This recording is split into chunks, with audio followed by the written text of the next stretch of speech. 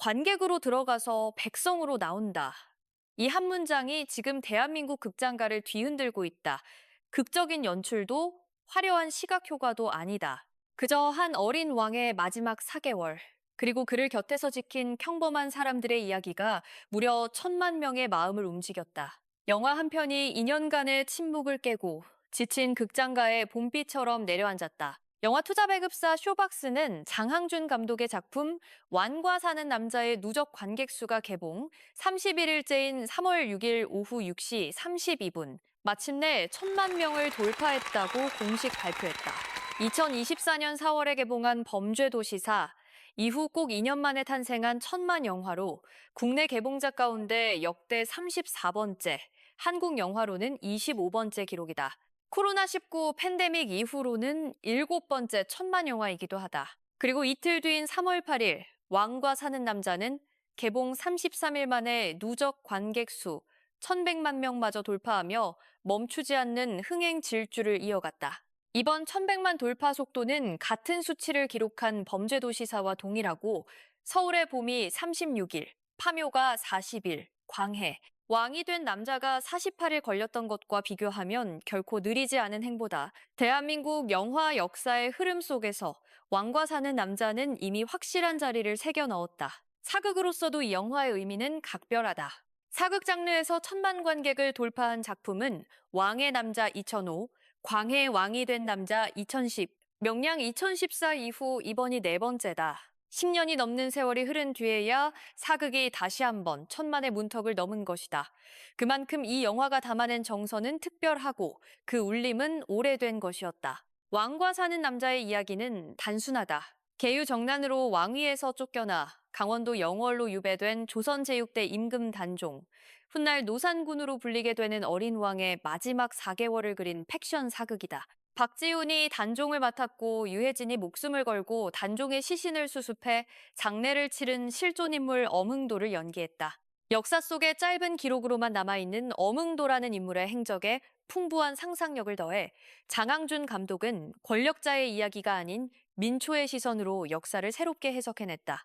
기존 사극에서 단종은 늘 수양대군, 즉 세조에게 밀려나는 역할로만 존재했다. 그의 내면, 그가 유배지에서 어떤 감정으로 하루하루를 버텼는지는 거의 다뤄진 적이 없었다. 왕과 사는 남자는 바로 그 빈틈을 파고들었다.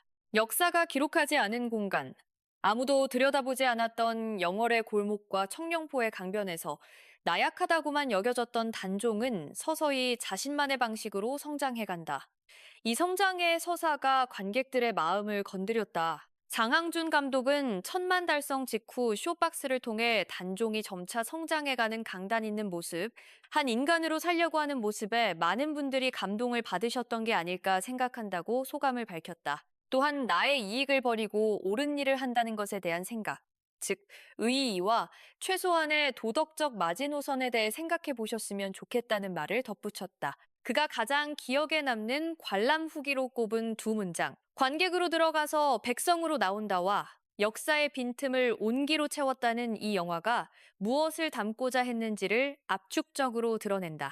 장항준 감독은 2002년 라이터를 켜라로 연출 데뷔한 이후 무려 24년 만에 1,000만 영화 감독의 반열에 올랐다. 김은희 작가의 남편으로도 잘 알려진 그는 북임없는 긍정적 성품으로 업계 안팎에서 꾸준히 사랑받아온 인물이다.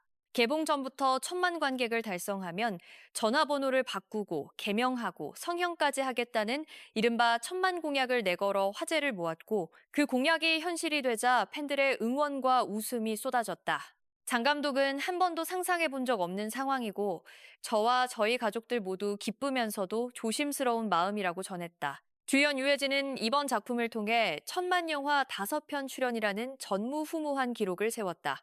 왕의 남자 2005, 베테랑 2010, 택시 운전사 2017, 파묘 2024에 이어 5번째 1,000만 영화 출연이다. 단종 역의 박지훈 역시 뮤지컬과 아이돌로 쌓아온 경력을 바탕으로 영화 연기에서도 묵직한 존재감을 발휘하며 대중의 뜨거운 반응을 이끌어냈다. 2배우의 호연은 단순히 잘 만든 연기를 넘어 실제로 함께 살아온 사람들처럼 자연스럽고 진심 어린 교감으로 스크린을 채웠다. 물론 영화가 처음부터 순탄했던 것은 아니다.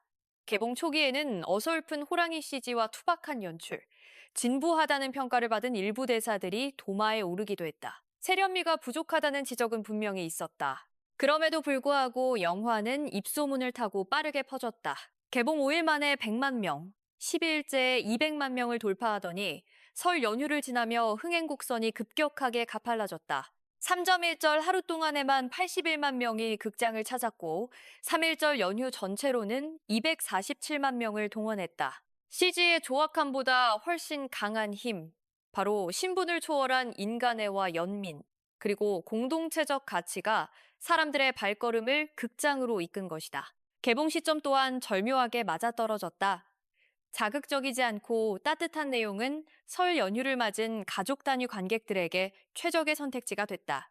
여기에 한국 영화 경쟁작인 류승환 감독의 휴민트가 흥행에서 뚜렷한 성과를 내지 못했고 외국 영화 강력 경쟁작도 마땅치 않았다. 이른바 대진운까지 완과 사는 남자의 편이었다. 흥행의 파장은 극장 밖으로도 번졌다. 영화의 배경이 된 강원도 영월군의 단종 유배지 청령포를 찾는 방문객이 눈에 띄게 급증했다. 전국 곳곳에서 이른바 단종아리 신드롬이 일었다. 계유정난을 다룬 역사책과 관련 도서들도 불티나게 팔리기 시작했고 영월군은 모처럼 관광객들의 발길로 북적였다. 극장 산업 전체에도 온기가 돌았다. 영화진흥위원회에 따르면 왕과 사는 남자가 흥행 몰이를 한 지난 2월 한 달 동안 전국 극장 관객 수는 1,100만 명을 기록했다. 월 관객 수가 1,000만 명을 넘긴 것은 2023년 12월 이후 처음이다. 지난해 월 평균 관객 수가 363만 명에 불과했다는 점을 감안하면 이 수치는 더욱 놀랍다.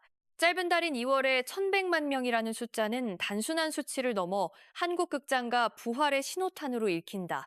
CGV 관계자는 극장가에서 월 1,000만 관객은 영화 산업 호황을 상징하는 지표라며 짧은 달인 2월에 이를 넘긴 것은 매우 고무적이라고 밝혔다. 이재명 대통령도 3월 7일 사회관계망 서비스 X에 직접 축하 메시지를 올렸다.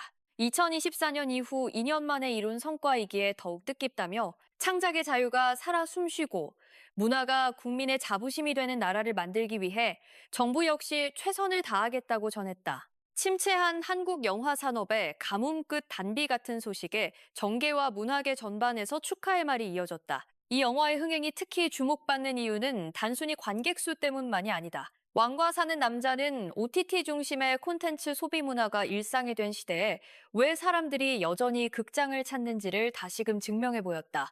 넷플릭스를 비롯한 온라인 동영상 서비스에서는 각자 원하는 콘텐츠를 각자의 공간에서 편하게 소비하는 것이 보통이 됐다. 그 결과 세대를 초월해 함께 이야기할 수 있는 영화는 오히려 귀해졌다.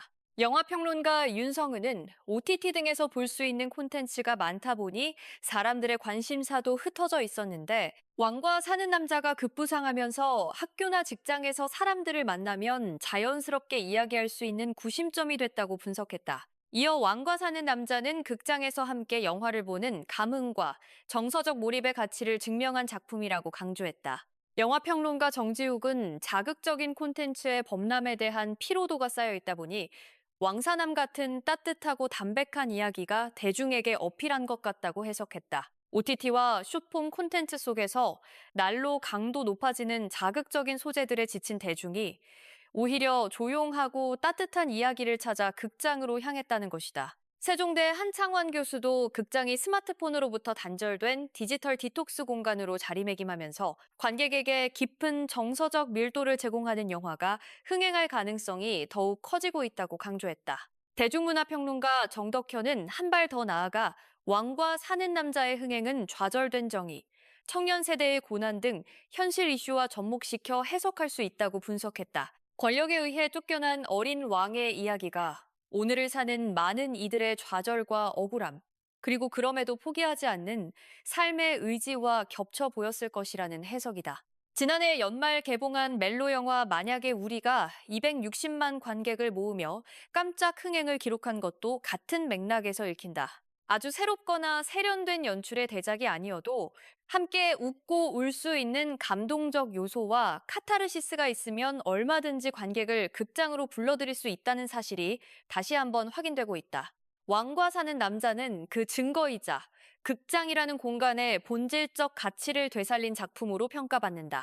한 관객의 후기처럼 우리는 영화관에 관객으로 들어갔지만 극장 문을 나설 때는 이미 그 시대의 백성이 되어 있었다. 강원도 영월의 차가운 강바람을 온몸으로 맞으며 어린 왕곁을 지킨 평범한 사람들의 이야기가 천만 명의 가슴에 오래도록 남을 것이다. 역사가 기록하지 못한 그 빈틈을 이 영화는 온기로 가득 채워냈다. 여러분은 영화 왕과 사는 남자를 보셨나요? 이 영화의 어떤 장면이 가장 기억에 남으셨는지, 혹은 천만 영화가 된 이유가 무엇이라고 생각하시는지 댓글로 자유롭게 이야기해 주세요. 이 영상이 유익하셨다면 좋아요와 구독 버튼도 눌러주세요. 여러분의 응원이 더 좋은 콘텐츠를 만드는 힘이 됩니다.